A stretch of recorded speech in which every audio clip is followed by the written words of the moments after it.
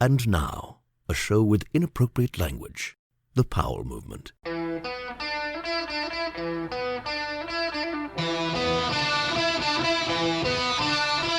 Welcome to the Powell Movement. I'm your host, Mike Powell, and man, the world is such a heavy place right now. And I say that coming from the comfort of being a white male who had everything in life handed to me pretty much. But like a lot of people, I'm outraged at the social injustice that people of color experience on a daily basis. But what does that really mean? We've all seen and have known for a long time that black people are treated differently than white people by police, and by a lot of people.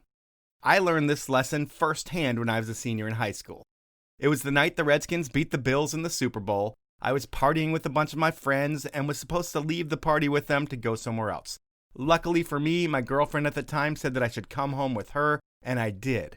But my friends, 3 white guys and 1 black guy, are in a car when another car of teenagers gave them the finger. So my friends pull behind them at a traffic light. A few of my friends get out, and 1 or 2 of their guys gets out. There's a fight. My friends win, and I'm sure that it wasn't a fair fight. And eventually, all of my friends get arrested. Everyone in this group comes from money, and everyone has a good lawyer. But they are all tried differently. 2 of the white guys walked away with nothing on their record. The other white guy got 10 weeks of weekends in jail or something really small compared to what our black friend got. He was taken straight from court to jail, and he stayed there for 4 months or so. He didn't get to say goodbye to his friends or family. It was literally straight from the courthouse to jail. It was ridiculous. And while I would love to say that I couldn't believe that happened, it was clear as day back then that that's what was going to happen, and no one really questioned it. We even talked about it back then, like the only reason that happened was because my friend was black. But it wasn't outrage. It was just how things were in 1992. And that's not right. And now, we're at a point where if you're not doing something, saying something, or at least having strong emotions about what is going on in the world today, there is something wrong with you. I mean, I've never been scared when I've been pulled over by a cop. People don't cross the street when I walk by. I don't get watched and profiled when I walk into stores. There are just so many things that I don't even think about that are real for some humans. So while with my buddy in high school, I just accepted it, now I keep thinking about what I can do. And I'm not one of those people that is an outspoken social activist. I do my part in raising my child not seeing color, and now more than ever trying to educate him of the injustice of the past and that it still happens today on a daily basis. And we need to get better. But how do I make changes in my professional life, which is wider than golf it seems like, and still stay true to who I am? Well, I have a little voice with this podcast, so that's what I'll do. I'll use this platform to tell everyone what I think you should do to support this humanitarian movement. And really, I don't want to preach. I want you to do you. Do something. If you are one of those people that is moved by marching and protesting, do that. If donating is more your thing, find the right place and donate. If none of that shit is your thing, just be a good person and lead by example and call out others when they aren't being a good person. Or do all of that shit. Just do something, make a difference. And most importantly, don't be a racist. And if you are one, I'd appreciate that you unsubscribe from the show or not listen because I don't like you. So while I don't have it all figured out at all, that's my take on things. Now I have to let you know some other news. I have been defeated in competitive drinking. I am now 20-1, and Matt, a huge Red Sox fan out of Massachusetts, beat me in what will be looked at as a controversial battle for the ages. I'll still be doing these drinking challenges every Friday, Saturday, and Sunday night at 5 o'clock on my Instagram. If you want to check them out, you can follow me at The Powell Movement. Now it's time for me to tease this week's guest, and I'm going to give you very little about Chris Grenier. He's a podcaster, so you know that he can talk, and he's had a long, productive snowboard career that was never impacted by the outside forces that affected his well-being. It's a great show, and before we get into it, I need to ask you to tell your ski, snow, and bike friends about the podcast, subscribe wherever you listen to it, and support my amazing sponsors who make this thing happen. They are Evo, Stanley, and the 10 Barrel Brewery. Now, let's talk with Chris Grenier. So you're from Southborough, Massachusetts, which I guess that means you're pretty much from Boston, which means you root for Boston sports teams, and anyone that knows you or knows of you knows that you root for Boston sports teams. And for the past 15 years, you've won championships. That's all you guys have done. But the big story in your town now is Tom Brady's leaving. What are your thoughts? Oof, oof. Well, yeah. We like to refer to Boston as Title Town. I think the Packers had that first. You guys can copy that. It's like cheating, and you guys do that every once in a while.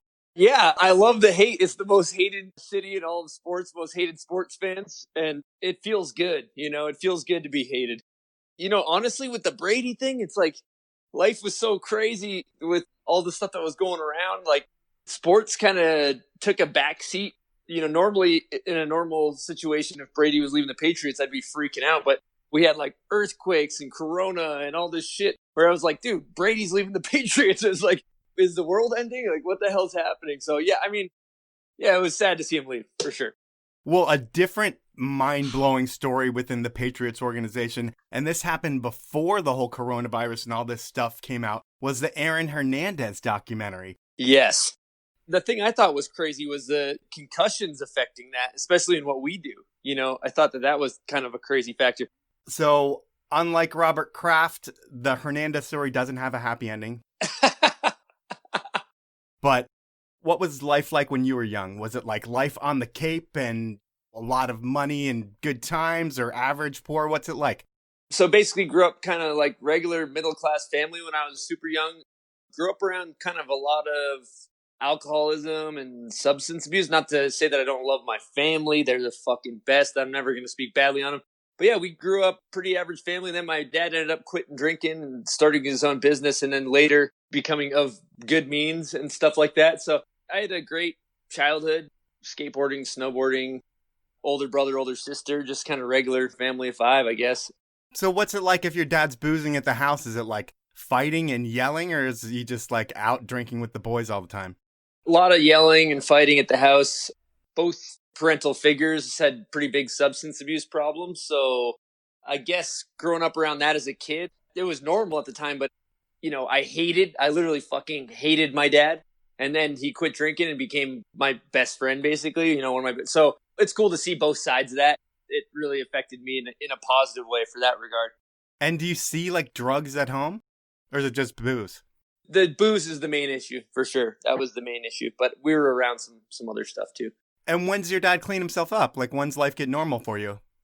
I don't know the exact date in my head. It's like somewhere when I was like 12-ish, 13 maybe. And like when he got clean, then our family started to have some money. So life got inherently better with drinking quitting. Struggling to get by, then he puts all his shit together and you guys are doing great after that? Yeah, exactly. Cool to see. But even when all that shit's going on, when you're younger, you play hockey growing up, does that start at like a young age? Yeah, we were kind of a hockey family. My brother, really good hockey player. Naturally, the younger brother wanted to be like him, played hockey. And then, eventually, going to the rink all the time, you got to pick snowboarding or hockey and, pick snowboarding.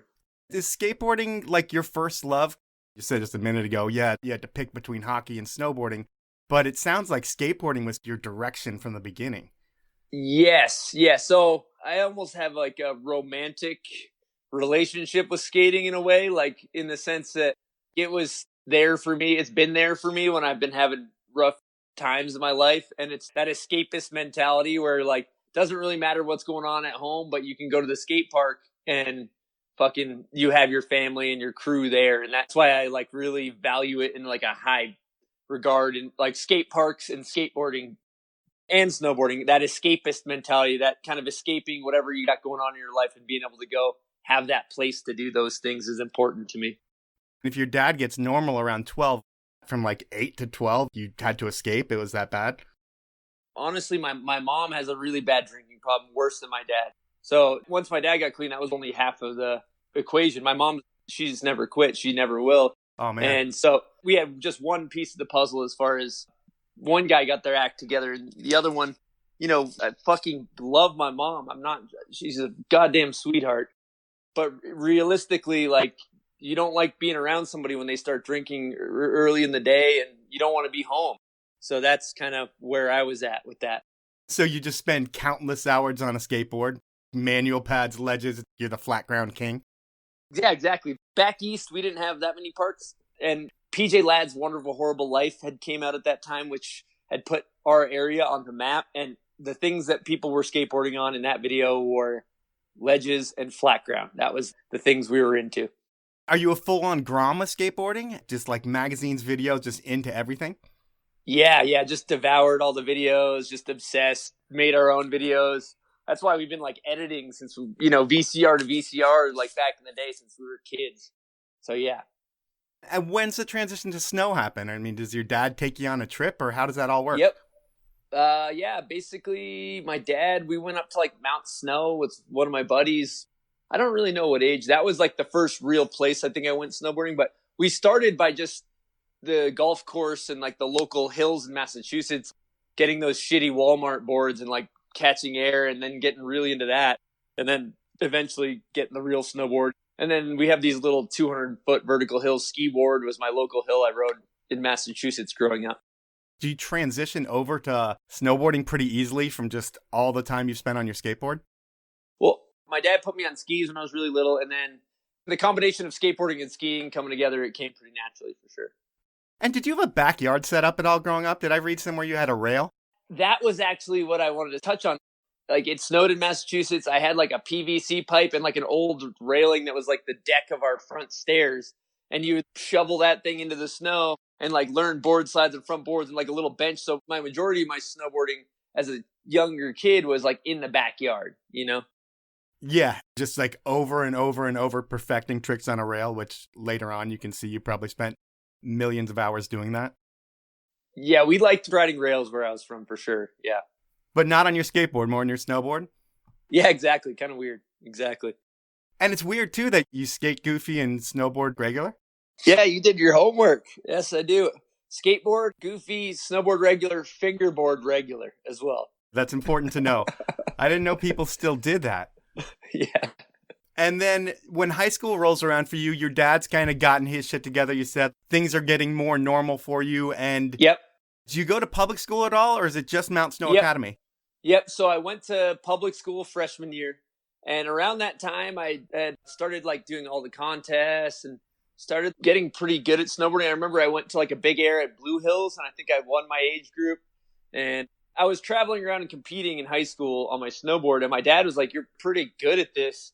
And we had been going to Mount Snow on the weekends and stuff. And he ended up naturally just like started going to Mount Snow Academy. Yeah, kind of crazy times. I don't know if it's your first year at Mount Snow Academy or not, but it sounds like your dad bought a condo. Yep. And it was pretty much your place to live from when you were 16 on. Yes, exactly. Yeah, very independent at a young age. Yeah. That sounds amazing. I mean, you have no rules pretty much. You just have to go to school. Yeah, exactly. And at that time, I was a pretty big dipshit because I was like selling weed and making money selling weed and stuff like that. And I thought I was hot shit. I had this condo to myself. People come by, selling bags.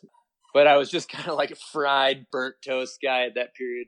Yeah, it sounds like you smoked more weed than even like the biggest potheads.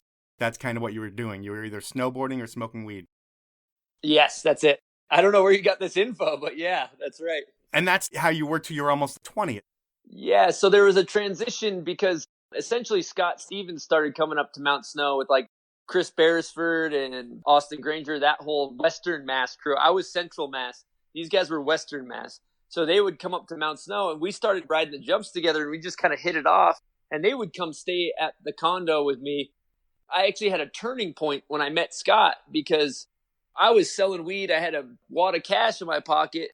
I thought getting girls and all that was like what it was about. You know what I mean? And then he would come up, he would bring all these videos and we would just nerd out on all these snowboard videos. So then I was like, oh, it's cool to be a snowboard nerd. Like it was like a light bulb switch went off where I was like, holy shit, like obsessing about snowboarding is cool. Like being a drug dealer kind of like party guy is not as like, I want to be with these guys. I was like, I want to be with Scott. I want to be with Beresford. I want to run with their crew. So then to fit in, I just started watching all the videos and obsessing. And naturally, I kind of like slowly, until I was probably like 20, I kind of phased out of my full-blown stoner phase. Did they make you start wearing gloves as well? Because it sounds like when you met those dudes, you wore like a khaki one piece, which wasn't even a one piece, but it looked like it, and no gloves and just a cloud of smoke. Yeah, that is a very great description. I don't know what my deal was, but I prided myself on not wearing gloves on the East Coast. Actually, a few years later, I was on a trip with J2 and Lane Knack. and we were filming for It Ain't Easy, and we were in Colorado, and I was board sliding this kink rail, and I shot out, and I put my hands down on these cheese graters, and I cut them open like it looked like somebody had like serrated them with a knife. Like my palms were completely destroyed, and that was the turning point. But rest in peace, J2. He was shooting photos of me on this thing. He started calling me Palm Springs after I fucked my palms up, and he's still like, ever since the day he passed, he'd Palm Springs, how are you? So that was kind of a cool memory. And then after that, I started wearing gloves. Yeah, I can imagine that does that. One thing I heard about your youth, which has probably changed by now, was you were the dirty kid who had dreadlocks, even though you didn't have dreadlocks. It was just like you didn't wash your hair, and you looked like you were tan all the time, but it was just because you didn't shower and you're dirty. Is that true? Yeah, totally. I was like kind of a scrub, dirty kid, and I think now that I've got a little like different perspective, I think back on my like wild independence as a kid. I kind of raised myself. And so like I fed myself. So I ate fucking Pop-Tarts and shitty food. And also when you're like a kid and you don't have anybody to take care of yourself, I just don't think I ever really learned how to take care of myself that well, So yeah. I've always been that like dirty kid that likes like pounding candy and shit. Now I take a lot better care of myself, but I had to learn how to do that. Yeah, I'm sure. Yeah. So you've got these dudes crashing at your place, and I would think that the style that all of you guys have is a little bit different than what everybody else is doing, especially at Mount Snow. There's a couple pockets across the country that snowboarding's gotten smaller already, but you guys don't know about each other, I don't feel like, yet, because it's still like late 90s, early 2000s. Was what you guys were doing even early on a little bit different than what everybody else was doing? I was just snowboarding, and I was just influenced by the people I looked up to, and I was basically just trying to imitate them. I was trying to imitate Lane Nack and the Grenade videos, and then sprinkle in a little Scotty Stevens influence, and that was it for me. Okay. One of those summers when you're in high school, you end up going to Wendell's, which is strange because most people go to High Cascade. Do you go to Wendell's just because their skate park's better? So I went to Wendell's when I was in middle school. Oh, Jesus. Yeah, I went to Wendell's before high school. I went as a super young kid, and I was like, yeah, that was random. And then I didn't go to Hood for like 4 years.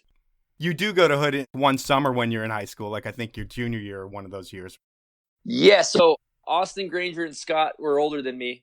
And we just hopped in a car and we drove cross country when I was 17. This is the old Hood story. Yeah, so me, Scott Stevens, Austen, Granger, we hopped in a car from Massachusetts and we headed to Mount Hood with not really a plan, but we really just wanted to like make it in snowboarding. We're just going to show up at Hood and we'll make it happen, guys. Yeah, exactly. It's really exciting times to think back on, to be honest. And Austen rode for Nitro, so we had this plan to stay at the Nitro house because he had heard from the rep that somebody had told him Tonino was coming. So these 3 kids show up, and me and Scott at the time had rode for Academy Snowboards. We had no affiliation with Nitro. And we show up to the Nitro house after driving cross country. Nobody fucking knows us at all or anything. They were like, dude, we don't know you. We haven't heard anything about you guys. Like, you can't fucking stay here. So Phil Dominakis was running the Nitro house. I ended up being like, hey, dude, do you smoke weed? He's like, yeah, I smoke weed. I was like, well, let's get fucking baked. And then like we ended up like doing knife hits, getting super baked. And that was kind of like, I swear to God, like me getting torched with Phil, because they were like not wanting us to stay there. You know what I mean? But like me getting torched with Phil, they were like, all right, these guys are cool. You know what I mean? Yeah. And from that point on, we met Lucas Huffman, and we basically stayed up at Hood all summer and dug to road. That was kind of how we started to meet other people in the snowboard world aside from Massachusetts. And that's like a hub of where everybody is. So you get to meet a ton of like-minded people. Yep. You mentioned you were on Academy at that point. Is it true that your first hookup with them was like, hey, here's a pro form, you can buy your first board? No, that was the thing. Like me and Scott both. I think I actually got on Academy first before Scott, and then I got Scott on. So the deal was, they're like, yo, everybody buys their first board. It's like your initiation. But I remember, I think I got my first boards when I was a sophomore in high school, maybe. And I still remember to this day, like waiting for that UPS truck to show up. It was like the most exciting thing in my life at that point. Like seeing that truck show up with those boards, It's like you made it. Yeah, like, oh, I can't believe, like, I'm sponsored. I can, like, say that I'm sponsored, even though I bought my first board. Yeah. But, yeah, it was pretty funny. Shout out to JB, man. Those guys at Academy did a lot for me and Scott and a lot of people. Around that time, 2003-ish, I think, things haven't changed in the world of media like they're about to. There was no internet videos yet. It was all pre-YouTube kind of stuff. But you guys always had cameras going. I think Scott had cameras from like the time he was 2 years old on them. Yeah. But everybody had cameras and you're always getting footage. And at that point, you were taking footage and putting QuickTime edits out on the Magical Go-Go site. And that was incredibly innovative at that point. Do you guys know what kind of views you were getting with those? I do not know, but I do know that you've been doing your homework because I even forgot about a lot of this stuff. Yeah, I don't know the views, but I do know that we were kind of maybe the first to the internet edit space. Like snowboard edits didn't really exist via YouTube or anything like that. And we were just putting them on a website. So it was kind of cool to be on the forefront of that stuff, you know, to think how far it's come. You're pioneers in internet video. To a degree, I guess you could say that, yeah. And if you guys would have just thought back then too, like, we should just make a place where everybody can upload their videos. It'll be awesome. Snowboarding would be in a much better place right now. Yeah, right. Absolutely. Now it is time to take my first sponsor break, and Evo and Evo.com are the places to go for all of your adventure needs. They have all the brands, all the products, and the best service in the industry. While these are difficult times, Evo still makes it easy to get what you need. Whether you are setting up a curbside delivery or ordering from the website, Evo has all of the deals and has you covered. Speaking of deals, I have a special one for you. Purchase any of Evo's branded products. Think gear that is just as good as the big brand stuff without the hefty price tags, and I'll save you 20% on that branded stuff when you use the code POWEL20 at checkout. I should also mention that Evo offers a low price guarantee, free shipping on orders of $50 or more, and a no-hassle return policy.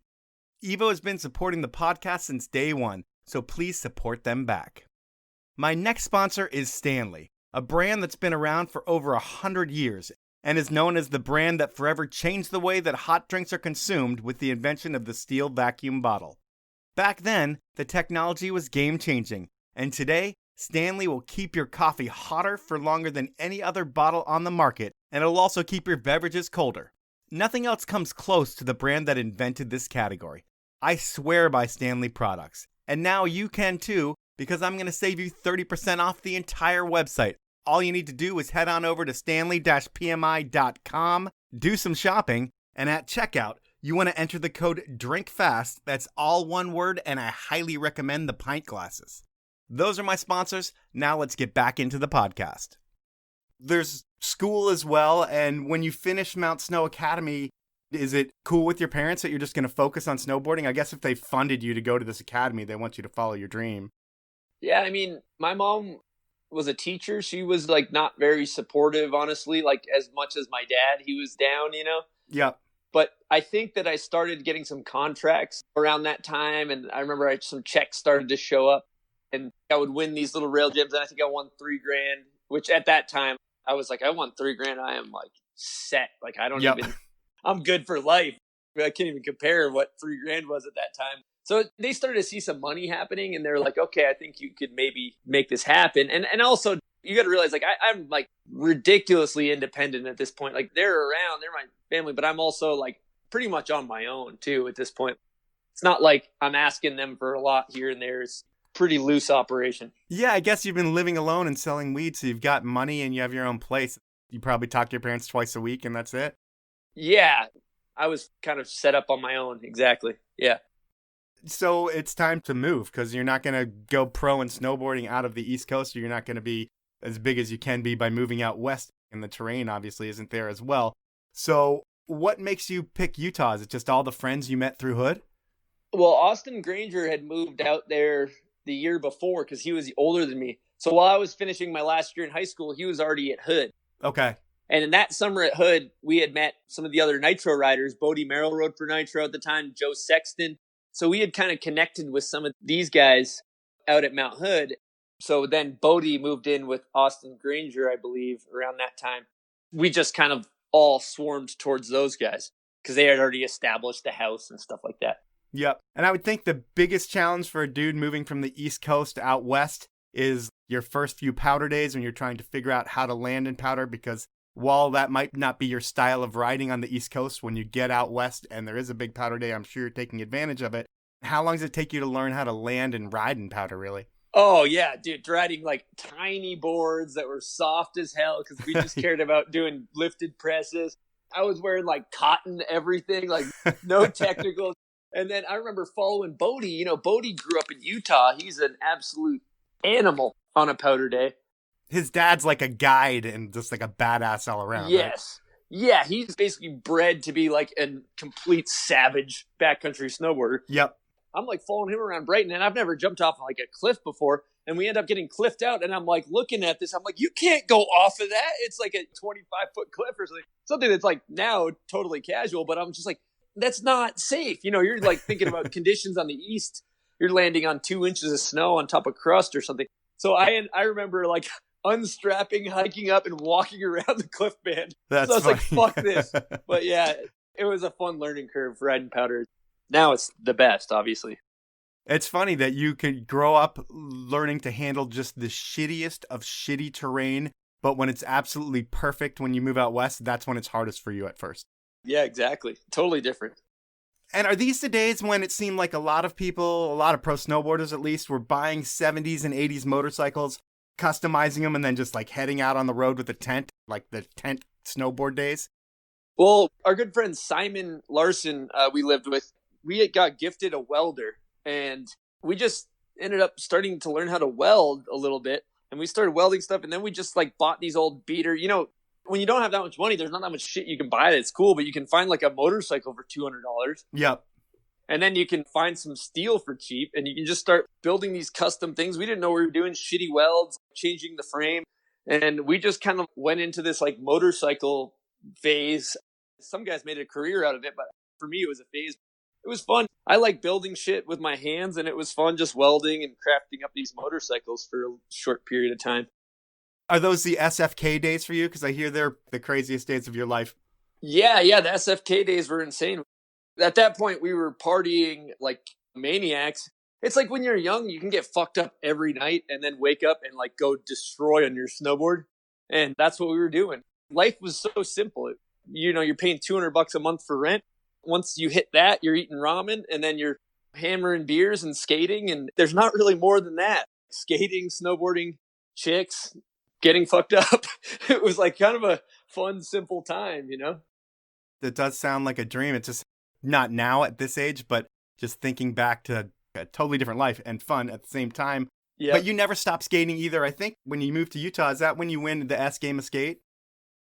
Damn, you did your homework. I keep reiterating that. Yeah, I did win the Sgame Escape. So I actually won that when I was in high school. I came and visited Austen, Granger in the summer, I think, before I moved out, because I wasn't actually living here at that time. Yeah, and I remember I went to this Sgame Escape, and it was like everybody here was really, really good, but they were really good at skating rails. And at that time, there wasn't battle at the barracks. You know, like people didn't skate flat ground like they do now as much. But where we were from, everybody skated flat. So I remember I showed up, you know, I was like, I'll just do this Sgame Escape. Didn't think anything of it. Won the first round. I was like, okay, won the second round, you know, because it's like head-to-head battles. And then you start whittling down, and then there's like, 8 people left. And then I remember it was the finals, and it started raining, and they put us all under this awning. And it was like T to T against this kid, Sam Hubble, this local kid who's insane. He landed cab heel, but stepped off. And then I did this like fakey inward big spin heel. And like everybody went crazy because it's like this little alleyway of like 200 people. Yeah. And you're playing skate. And I remember I won. And then I got like, you're kind of like quote unquote sponsored by S, and they'd send you shoes. And they flew us out to the finals in California. And I ended up like getting just mopped up by some guy from Germany in like fucking 10 tricks or something. It was like embarrassing. But anyway, that was my skate career highlight, was the Sgame Escape. Yeah, I would think it rivals a lot of other highlights for being a kid who probably dreamed more of being a pro skateboarder than a pro snowboarder. Yeah. Getting on a plane for a skateboard trip's pretty sick. True. That was really cool getting like a plane ticket bought for me for skating. Yeah, for sure. It's been a steady decline since then. Still trying to get back to where I was at. Everybody's got to have a peak, man. You're a pro snowboarder, not a pro skateboarder. True. Very true. Yeah. So you're in Utah, and it's time for really your snowboard career to really begin. You have sponsors and stuff, but you're on Academy, you bought your board. It's not like anything's huge. You get the call from Chad Otterstrom to film for Keep Talking. And is that the first time you take a part seriously? Yeah, the year before, I think I was in high school, we did It Ain't Easy. That one I put a lot into, but it was kind of sharpening my teeth. And at this point, we'd been filming for a number of years, but it was definitely an opportunity where they're like, okay, here's a pretty big platform for you to do your thing. And so, obviously growing up, looking up to Chad O and Lane Knack, like Otterstrom's God, and we're staying on Otterstrom's couch, and me and Scott are and stuff like that. And so 2 kids from Massachusetts staying on Chad Otterstrom's couch, we were tripping, man. It was really exciting. So yeah, we just put a lot into that. I rode with Lane Knack a lot that winter, and Lane Knack is still to this day like one of my idols and good friends, and he taught me a lot. So those were some fun times. Are some of the things you're learning, like actually planning out a segment, the trick selection and everything that goes into it? Because I would think eventually that becomes calculated, like I need this, this, this, and this. I would say that I learned most of that. Like I would watch Chad. Chad is like a different beast. He's just so good. He can go like do a switchback rodeo 9 on a cheese wedge. He just does it. He trains and he's just a beast. But like I would say I almost learned more from Scott because he's so obsessed with his part. He really like puts a lot of thought into every trick. And so obviously by me being such good friends with Scott, that's where I learned my osmosis, by being friends with him. I naturally started to obsess about my part just by being around him. And while you've been on the Academy program for a while, it's time for a change. And this is all when Salomon starts. And that's huge because while you're stoked on Academy, you get a big brand to show interest in you. And that's security, a paycheck, a whole bunch of different things. How does Salomon all come together? I basically flew to Colorado to film for Keep Talking while I was there. We did this rail jam called Hometown Heroes at Copper. And Hava Hernandez was the Copper marketing manager. And he saw me do well at that contest. And he went on to become the Salomon team manager right after that. So he had seen me ride a little bit. And we also did the Academy gathering there. So he'd seen us come through for these Academy shoots. And basically he was like, hey, like, do you want to ride for Salomon? And I was like, holy shit, yeah. And, I think I got some travel budget right out of the gate. And it was like, oh, damn, all right, this is like a thing, And so that helped me elevate my game once I got on Salomon for sure. And while Academy's great to you and you get to ride with your heroes, Salomon, they create a lot of opportunity. Is that how Transworld Get Real all comes together, is through having Salomon? Yeah, exactly. Like right when I got on Salomon, me, Hava, Scotty Arnold, and Trevor Andrew went to like Newfoundland on a trip, like, and I'm like snowboarding in Newfoundland with Trevor Andrew, you know what I mean? Like just because of Hava. And then they, they fly around, they have these $300,000 catalog shoots. I'm hanging out with David Benedict. Right away, it was like, holy shit, like this is a whole new, like shouts to Salomon because they really take care of their team. And so that was really cool. And then, that's how Get Real happened. Basically, Joe Carlino was making the Transworld videos at that time. And Salomon and Jed Anderson was also on Salomon because he had signed Jed, and they wanted us two to film for the Transworld video. So Salomon bought us into that, and that was a huge opportunity. The part itself, it's like a ton of street stuff, but it also has backcountry stuff, and every landing is like butter on the transition. Everything's perfect. That movie comes out, and that's when shit explodes for you. Everyone knows who you are based on that part. Totally, yeah. Everything kind of almost changed overnight with that part because back then there wasn't as many videos, remembering back to that time. Like if you had a good part in a major video, you blew up pretty quick. It was like a smaller crop people were picking from back then, So for me and Jed both, that video came out and things kind of erupted pretty quickly. And it was cool, man. I remember having that opportunity being like, all right, I'm literally going to put everything I fucking have into this video part, like every ounce of my soul. Like I remember, I think I had like 20 shots before Christmas. We were filming on Thanksgiving. I did this like back tail down this rail and it was in November. It's in my part. We were in New York in November filming. So it was cool. Just like I was erupting with just hunger to try to fucking film the best part I could. And it felt really good the way it came out. And I was stoked on it. With your seasons back then, a lot of rail guys will spend the early part of the season focusing on just getting their street tricks. And then once the winter opens up and there's a lot of snow places, that's when they'll go get their other parts. Are you riding rails most of the winter?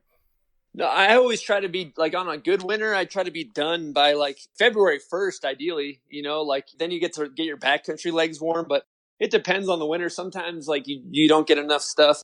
I can go on a street trip and get like 8 clips, go on a backcountry trip and get like 1 or 2. So for me, I'm just like a lot more efficient at riding street rails. Not that I don't want to be. It's just, it doesn't come as naturally for me. Riding backcountry is really difficult for me to get those shots comparatively. I mean, you grew up with a rail in your backyard on the East Coast. It makes sense. True. It's still almost the end of the Gangsta Era for yourself. And I heard for that part, you went out and bought knockoff LRG pants to snowboard in. Yep. And then after the part comes out, LRG sees it, and that ends up being like one of the craziest contracts you get. I don't know if in terms of financially, but just opportunities it's created. Yeah, that was wild. I was like a big fan of smoking weed at that time still and all that stuff. And then listening to rap, obviously, and LRG's, that was that cool rap brand. So yeah, when I got approached by LRG to be on the team, I was like, holy shit, this is a dream sponsor, you know? And we ended up going on shoots with like rappers and NFL players and all kinds of people, pro skaters. You know, I did a shoot with Gucci Mane. We were in a mansion and I was like asking him about his Bart Simpson chain and shit. And so, you know, it was crazy, man. They said I had some look, like almost everybody else was like hood, but I would like wear the like kind of like more, not emo fits, but like they were trying to get into like tighter fits, not just like hood fits. So I would be wearing this crazy shit. I remember they'd just be saying some wild shit because it was all just hood dudes that was like street culture, you know? I really enjoyed hanging out with those guys. It was fun. Are you a totally different person back then? Like now with your perspective, when you look back, would you have been friends with yourself back then?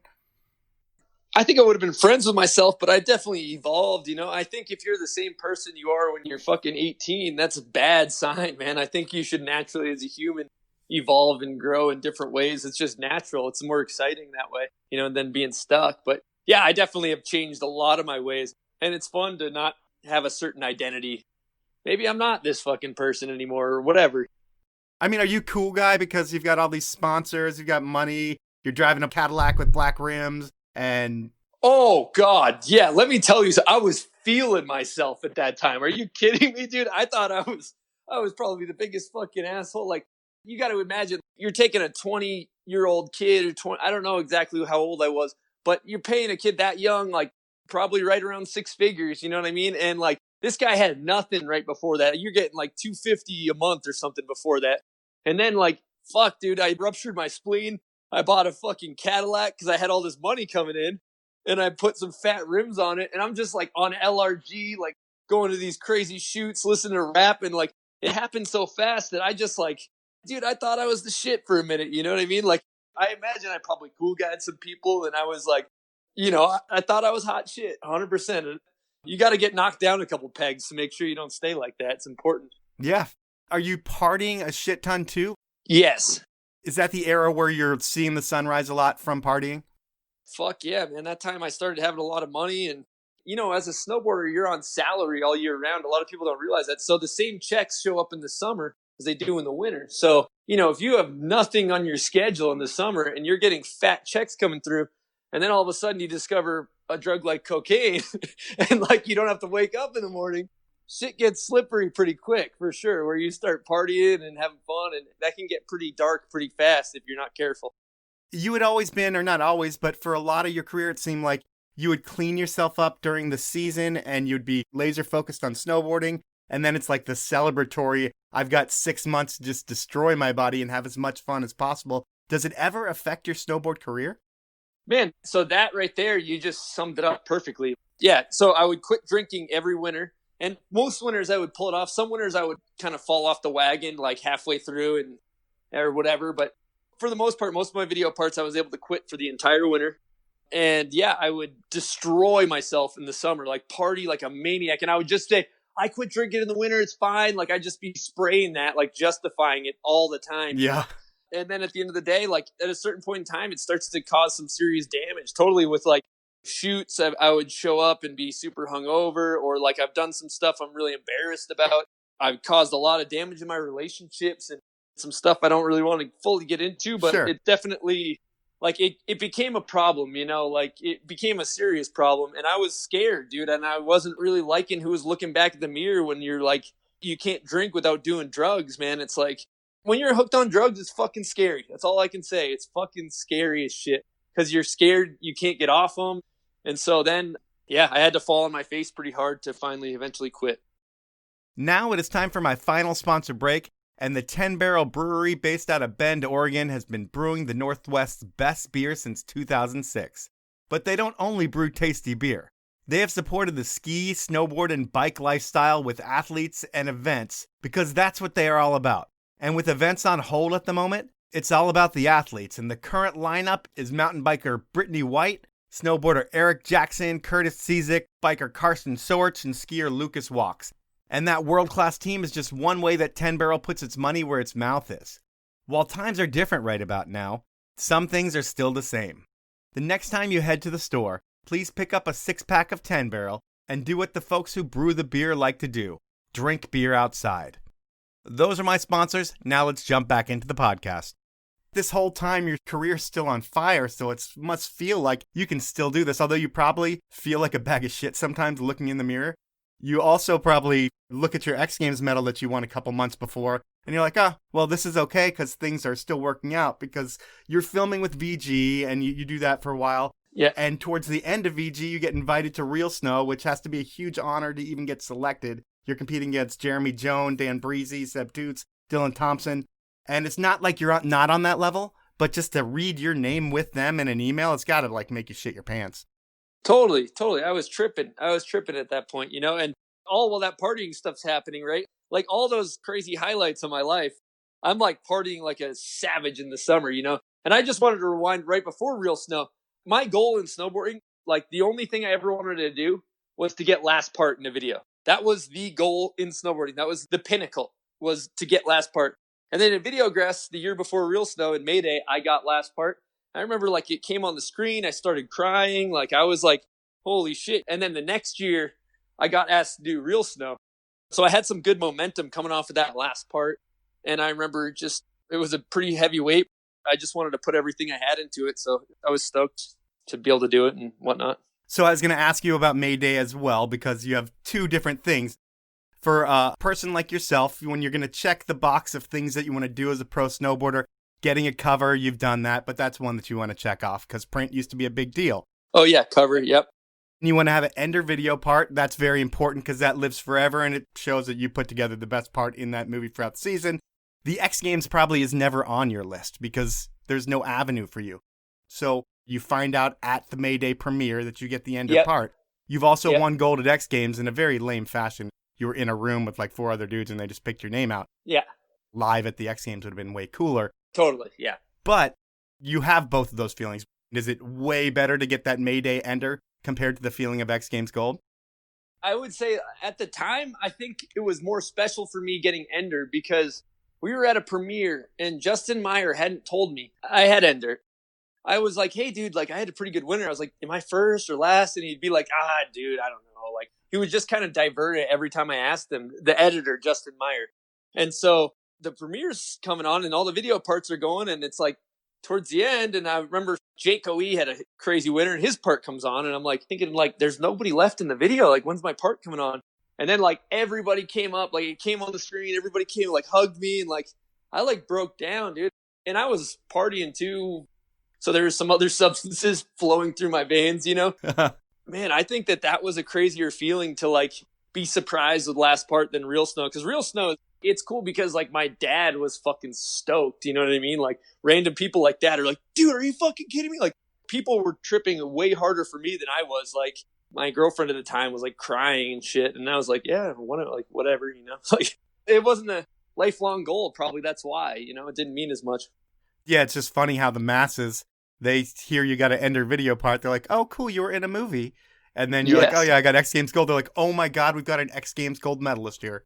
Oh, God, it rings nicely. Like, if you need to, like, fucking flash an accolade or something, you're like, yeah, got a cover, got X Games gold medalist. Like, oh, and what? Well, we, like, fucking filmed each other, like, on some rails in the city. They're like, wait, that's an event at the X Games? Like, I don't know. It's hard to explain, but I'm an X Games gold medalist. Don't worry about it. You should just say snowboarding. Yeah, straight up. Yeah. You're Shaun White. Yeah, I'm Shaun White. But the thing with the X Games part is when you're filming, you need to get the part done in 45 days. That's ridiculous. It's got to cause a whole bunch of stress for you. We're not really going to talk about that. But we are going to talk about night 1 of shooting because you're lining up a hammer, a board slide on a snowboard rack. It's a 20-foot drop. And you catch on the rack. You fall forward to flat. And while you're not broken physically, visibly, you have a really bad concussion. There's video evidence of you not knowing what the fuck is going on. Yeah. How many times has that kind of shit happened to you? Oh, man. I'm excited to get into the concussion talk because it's been a major role in my life at this point. So that was the string of a few bad ones. That winter, I remember the year before I hit my head and threw up filming for Mayday. And then that was my first time I ever like puked from hitting my head. So that next winter was the real snow. I hit my head on that bike rack, that bale, I was clearly concussed from that. For sure. Then like each year filming, I would get like one or two. It got to this point where I was struggling with it, where it was affecting my snowboarding pretty well. And then a few years ago, I fell at Hood, hit my head. And actually the try before I did like a spread my cheeks in the landing, and I had actually shit myself a little bit. And so I shit myself. And then the next go, I was trying to learn this new trick. The next go, I went and I hit my head. And then me and my girlfriend went to Minnesota 4 days later to her family's like lake house or whatever, Yeah. And so we're in Minnesota and I was trying to barefoot water ski, and I kept just like fly swatter, just getting pancaked on the water, trying to do this barefoot water skiing thing. And I realized that like I got a concussion 4 days prior, and then I got those water skiing concussions like right after, 4 days after. And I ended up being really bad. Like I was dry heaving on my plane ride home, and I was like all fucked up from my head. And I'd had some like pretty bad concussion symptoms. Sometimes I would hit my head and be in the grocery store and not like really know where I was and stuff.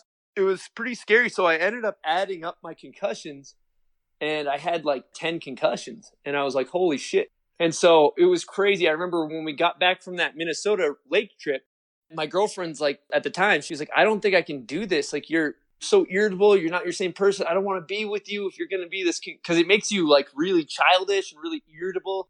And I remember like, I was like, I'm going to my cabin to clear my head. And so I went up to my cabin solo randomly to clear my head. And Alex, the guy I owned my cabin with, he had some friends up there. And I met this guy, John, who ended up doing this concussion therapy. It was this crazy divine thing. Like I randomly was like, I'm going to my cabin to clear my head. And I just so happened to meet this dude who had just signed up for this concussion therapy and was going through the same shit. It was like totally this weird divine situation that I can't even explain. So he ends up going and doing this concussion therapy. And I just saw this guy that was like really struggling. He couldn't work. And then he ended up basically going back to work, happy as a clam. Basically, after I saw my friend get this cognitive therapy, I basically was like, fuck, I think I need some of that. And my girlfriend at the time was like, I'm going to leave you unless you get some help for your concussions. So what I realized with him is that you think you get a concussion and it's for the rest of your life, but you can actually heal it. So once I found out you can heal your brain, that was really exciting and hopeful for me. So I went to this place, I got a brain scan at this place called Cognitive FX, and the numbers were pretty astounding. So they give you a severity index of how bad your concussions are from 0 to 5. This what they do to all the NFL players and stuff? Yeah, exactly. And I don't know if it's the same severity index, but this place particularly has a scale of 1 to 5. My friend who couldn't work, just mind you, he couldn't even work in the afternoon, like he was so fucked up from his concussion. He was at right around a 2.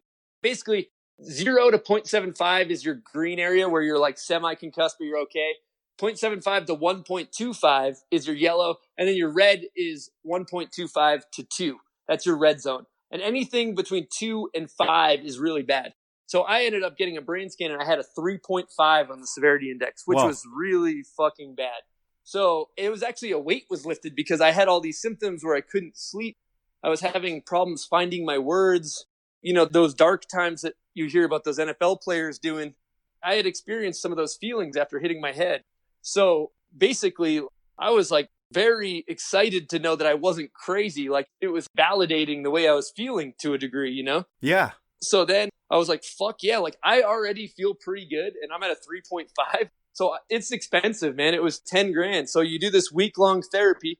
I signed up and they were able to get me in super quick because somebody canceled last minute. So I got in there, and other people in there, like out of the 14 people that were in there from all over the world, people from Amsterdam and Germany and Florida, I had the worst score out of all these people that have been in car accidents and everything. And they're like, I don't even know how I've been working. But what I realized is that snowboarders, you know, you get a light one and then that becomes normal. And then you get another one and you get another one. And it's like this slow brain fog that comes in from like slowly hitting your head repeatedly over time. As opposed to these people, they have one big car accident and they're like, whoa, I'm different. But as a snowboarder, you're like, oh, I hit my head last year. I hit my head this year. So your brain fog slowly just feels normal, like gradually. So I went in there and I was like, I already feel good. I'm going to come at this like with a fucking serious approach. I'm paying a lot of my own money out of my own pocket to like heal my brain. I'm going to take this shit serious. And I did. And I worked super hard at healing my brain. And I got back down to a 0, a fully healthy, functioning brain from all my cognitive therapy. And so I just think it's important, especially like that I have a platform with you to be able to tell this story. I think it's important for people to know that, especially in snowboarding, that they can go out there and heal their brain if they put in the work. So it was pretty exciting. It's like working out a bicep. I read religiously now, and that really helps and stuff like that. Are you worried about the long-term CTE stuff, or do you think you have your brain at a place now where CTE is not going to be an issue? No, I think I'm at a good place now. And the way it was explained to me is if you destroy your knee and you never do rehab, your knee is going to be fucked. Yeah. Right? But like, it's the same with your brain. And so, yeah, I feel really good right now. Honestly, like I feel sharp. You know, they said it's not like if I go hit my head again, I'm still very sustainable. I'm going to have to go back and do all that work again. It's like hitting the reset button? Yeah, it's not like the concussions aren't going to like happen if I hit my head. They're still going to happen just as easily. I just know I can heal them if they do. You need that kind of justification too in your head to continue doing what you're doing, because if there is no way to heal your brain, you know you're just heading for a even darker area, I would think. But you've seen the results, so that's all that matters. Straight up, yeah. You had another injury you kind of touched on. That was a big one. You almost died from your spleen bursting on an airplane. We just need to say that, and you didn't die. You're still here. Yep. But when you win the X Games, I think you're on Monster and a bunch of different brands at that point. Yep. And I would think there's a bunch of different matching policies and contracts. Hopefully you had matching policies. Yep. Did you make a killing that year? Fuck yeah, I think I had some crazy incentives in some of my other contracts, but like just from the real snow, it was 20 grand for first, and then Monster gave me another 10. So that was nice. Like I won 30 grand just from real snow. That was a nice little bump. And I think I had some other incentives in my other contracts, like for bonuses. That was nice to have that 30K hit, like as a little bonus for the year. At this point too, you're probably getting a little smarter with money and life, because I know you're eventually going to buy your cabin, but you have to have money saved up to do that. So you probably blew a bunch of money when you're younger, and you're going to start to save some money now at this point in your career. And snowboarders talk about, or any athlete I've really talked to, talk about money in terms of what they make per month. Yep. I get 2 grand a month from here, 5 grand a month from here, and that's how it's made. Have you ever had 20 grand months in your career? Not from my salary or from bonuses. Like, yeah, I've been up around, it's weird because all the money comes in differently. Like, I think at one point I had like 7 paying sponsors. And so that was pretty good, you know, Monster, LRG, like a Nixon, Salomon, like yada, yada, yada. So, you know, I was probably doing around that time, I don't know, maybe like 12 a month or something. Plus, the thing that's crazy that you got to realize is when you have like a pro model board, pro model boot, pro model shoe, pro model sock with stance. Oh, nice. And the sock one's crazy during Christmas time. So like, then you get these giant lump sum royalty checks when you're getting, you know, like 3% of board sales on your board or whatever. So a lot of it would be these crazy lump sum checks that would kind of be more so nice when those hit. And those are the best for the sponsors too, because that means your name is selling if it's a signature product, whereas retainer, you're just hoping the athlete is driving awareness and sales. Exactly. Yep. But that sets you up to buy your cabin. Yep. You and Alex Andrews are both looking for land. It sounds like he can't get a loan, but he finds a great piece of land. Yeah. And he comes to you and he's like, hey, dude, let's buy a place. And you're like, this is the fucking spot. Let's do it. We were both looking. I was looking in different areas and it just worked out. And we had a similar vision of what we wanted to do. We both wanted to build a skate park. So it just made sense, man. And so we went for it. And it's crazy because, you know, when you look at the price of what it cost each of us, it's less than a new car, you know, so it's totally attainable. It's not as crazy as you'd think to be able to buy remote location land. And it's doubled or maybe even tripled since we got it. But yeah, we were just on the same page as far as wanting to buy a cabin, and we just dove in. And you guys create the Freedom Frontier for that winter. You have a rope tow, a bunch of features, and it's not the DC Mountain Lab, but the AC Mountain Lab pretty much. Yeah, exactly. Straight up. It was fun. We built a skate park. Alex had already had some skill set in that, so we just dove in. We have some friends around Salt Lake that have been building skate parks, so we dove in. We built our own skate park. We built our own rope tow. I welded all the rails. Like, me and Alex just kind of split that workload and ended up doing a 3-part web series called The Cabin Report and a show on ABC, and kind of just wanted to just shift gears and to try to inspire people through getting outside and building shit. DIY meets snowboarding. And do you get sponsors into the mix to help pay for it all? Because you probably could have. Yeah, we had Specialized come in with some money. Monster helped us out with some money for that. I can't remember all the companies, but yeah, we had pretty good funding for that project. Seeing as though it was on World of X on ABC, when you say the word TV, people aren't afraid to fork over some money usually. Yeah, for sure.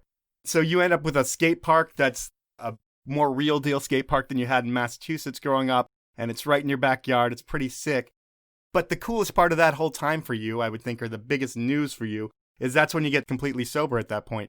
You make a bet with Alex and you're like, hey, I'm not going to drink or smoke weed or do anything for a year. He's like, bullshit, there's no way you can do it.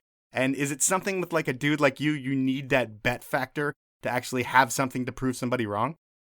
Totally. I like gambling on fucking anything, to be honest with you. Like, I'll be skating with my buddy and I'll be like, I'll bet you a Gatorade I can 3-flip up the step up before you or whatever. And just having that, like, fucking with my buddies, like on a putt or like, I don't really golf that much, but mainly I gamble skating or snowboarding.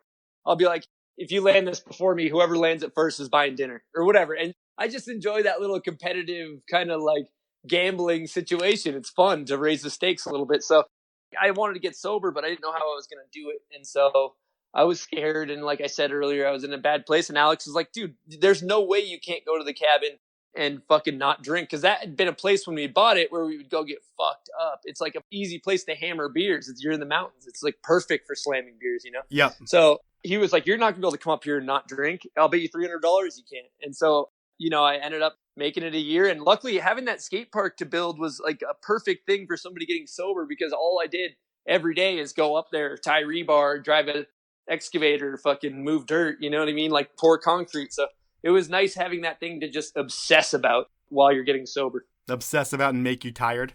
Yes, exactly. You make it through the first year. You've been sober now for a few years. Do you need help, or is it something that you're able to do just yourself? Well, it's funny with talking about getting sober. You can get sober and be unhappy, which is called, a dry drunk or whatever, but where you're not drinking, but you're not necessarily a pleasant person to be around because you fucking want to be drinking, right? Yep. So you kind of have to find a way to become happy in your sobriety, which, at first it might be me obsessing about building a skate park, or a lot of people might work out fucking 4 hours a day, or like become unhealthily obsessed, kind of become alcoholic about other activities is what you see commonly, right? Yeah. And so you kind of have to learn how to like live without distracting yourself. And I ended up, my good friend Lauren, she was like, hey, you should come with me to an AA meeting, right? And I was struggling. I was having a hard time. I was sober, but I wasn't necessarily happy. So I ended up going to a meeting. And the main takeaway for me with the AA thing is just that common bond, basically, where you realize like, and this is true in all aspects of struggle and pain in life, is that I was tripping because I thought I was the only person with this set of problems and these set of situations. You kind of, when you've gotten really fucked up and you've done fucked up things and hurt people and caused wreckage, you beat yourself up pretty heavily and all this stuff, right? You're pretty hard on yourself. And so I went into this room and I was listening to these people that like literally all had the exact same fucking problems I did. It made me not feel alone. I was like, oh shit, all these people feel exactly the same way I do. So I think it's really important for people to talk about this shit. You look at what happened with like we're losing so many awesome people. Like I've recently known 4 people that have died from suicide. And so like what they don't know is that a lot of these people that may have done it, who knows, if they would just reached out and talked to people, like fuck, there's like a lot of people that are probably going through the same shit that can relate to you. And there's a lot of power in that relatability. So for me, as a person that's gone through some fucking hard times, I think it's important to talk about that shit so people know they're not alone. Yeah. I went to a meeting with a friend just in support at one point. Yeah. And the thing I walked away from is you hear some crazy stories there.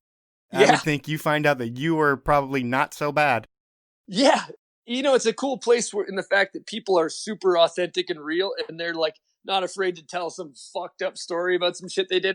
It's a rare thing in this day and age where people want to almost project like they're doing great and they don't have a problem. And it's nice to just hear some people get real and be honest. I enjoy that kind of stuff. Awesome. Well, congrats on that. There's a ton of stuff we could talk about. You have the Susie Greenberg movie. There's a bunch of stuff. We really didn't talk about much video stuff, and that's quite all right. We talked about life. But you've done a few different media things throughout your life. You mentioned the ABC show. You had some other web series for a little bit. And now you have something that really has legs, I feel like. You have the Bombhole podcast. And how long has that thing been in the works?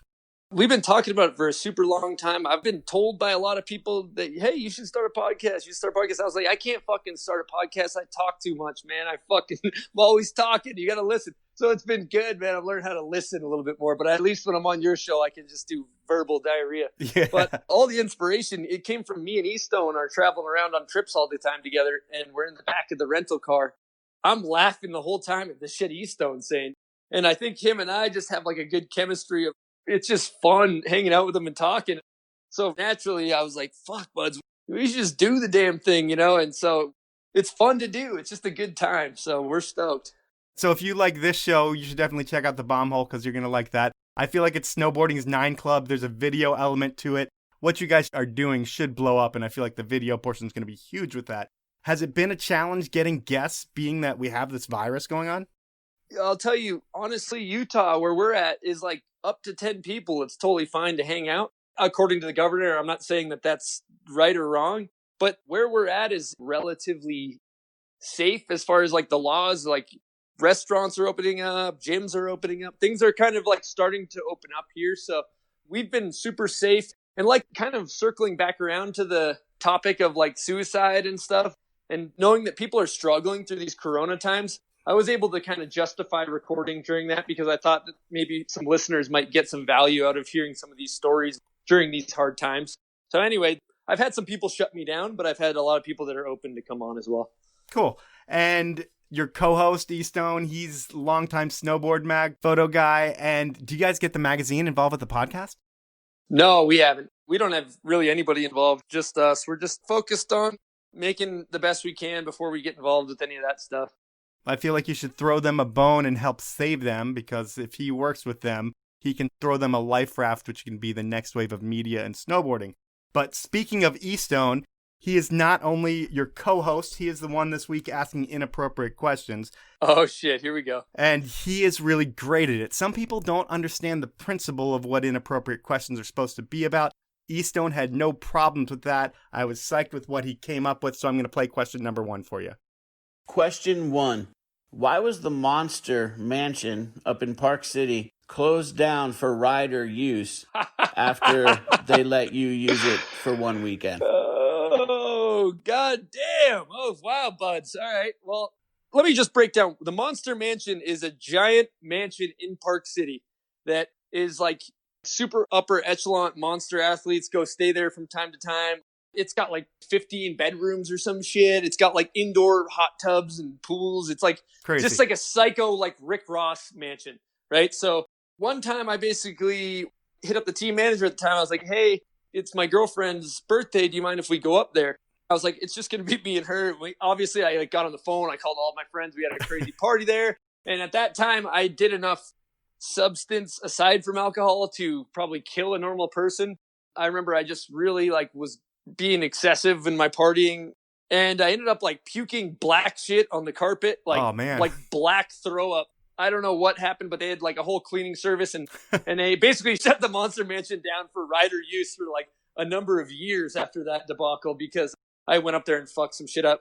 And yeah, so that's kind of another example of why I don't drink. Shit like that would happen on a regular basis. But you kept your contract? I haven't ridden for Monster for a few years. I mean, you kept your contract from that, or did you get dropped? Oh, yeah. During that time, I got re-signed a few times after that even. All right, we'll go with question number 2.